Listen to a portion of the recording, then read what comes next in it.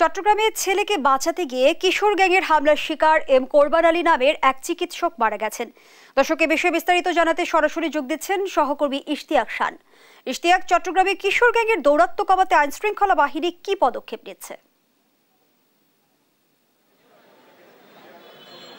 ধন্যবাদ আপনাকে। আসলে যদি বলি যে চট্টগ্রাম শহরে আসলে নতুন করে মাথাচাড়া দিয়ে উঠেছে আসলে যে কিশোর গ্যাং, এবং এটির আসলে দৌরাত্ম আসলে পুরো চট্টগ্রাম শহর জুড়ে আসলে বৃদ্ধি পেয়েছে। এবং একই সাথে চট্টগ্রাম শহরের যে বিভিন্ন স্থানগুলো রয়েছে শহরের এবং নগর কেন্দ্রিক কিশোর গ্যাংগুলো কিন্তু আসলে পুরো চট্টগ্রাম নগরে ভয়ঙ্কর আকার ধারণ করেছে, এবং এর যে ভয়াবহতা সেটি কিন্তু অবর্ণনীয়। এবং বিভিন্ন এলাকা, পাড়া, মহল্লা এবং অলিগলিতে কিশোর গ্যাংয়ের অত্যাচার এবং বিশৃঙ্খলায় কিন্তু অতিষ্ঠ আসলে স্থানীয় যেই বাসিন্দারা রয়েছেন তারা, এবং বেপরোয়া কিশোর গ্যাং এগুলো কিন্তু আসলে খুনোখুনি থেকেও আসলে পিছিয়ে নেই। এবং একই সাথে যে স্থানীয়রা রয়েছেন তারা অনেকে কিন্তু অভিযোগ করছেন যে এই কিশোর গ্যাংদেরকে কিন্তু আসলে যে স্থানীয় নেতা এবং জনপ্রতিনিধিরা রয়েছেন তারাই কিন্তু আসলে তাদেরকে মদত দিচ্ছেন, অর্থাৎ তাদেরকে পুষে থাকছেন। এবং সর্বশেষ কিন্তু এর কিশোর গ্যাংয়ের হাতে কিন্তু আসলে চট্টগ্রাম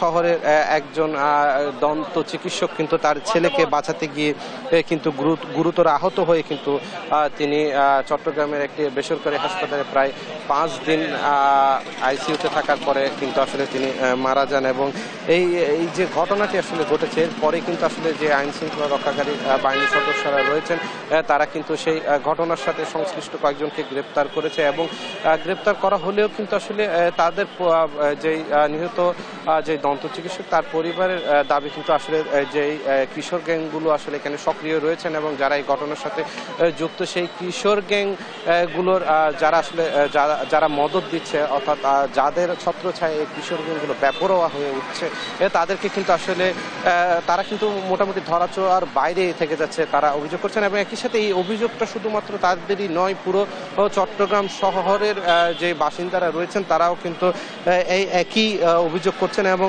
তারা অনেকে বলছেন কোনো সময় এই অপরাধ নেই, যে সকল অপরাধগুলো আসলে কিশোর গ্যাং কর্তৃক আসলে সংগঠিত হচ্ছেন এবং কিশোর গ্যাং এর যে সদস্য তারা কিন্তু ইতিমধ্যে অনেকটা বেপরোয়া। সেই ক্ষেত্রে যে আসন্ন ঈদ এবং সবকিছু মিলিয়ে যে সামনে এই যে সামনে চট্টগ্রাম বন্দরনগরী চট্টগ্রামকে আসলে কিন্তু নিরাপত্তার খাতিরে কিন্তু যে সংশ্লিষ্টরা রয়েছেন সকলে বলছেন কিশোর গ্যাংয়ের যে দৌরাত্ম্য সেটি কিন্তু এখনই কমানো দরকার। এবং এর জন্য কিন্তু আসলে যে প্রশাসনের পক্ষ থেকেও কিন্তু নানা ব্যবস্থা গ্রহণ করা হচ্ছে বলে আমাদের জানানো হয়েছে। তো চট্টগ্রাম থেকে এই মুহূর্তে আমার কাছে ছিল সর্বশেষ সংবাদ।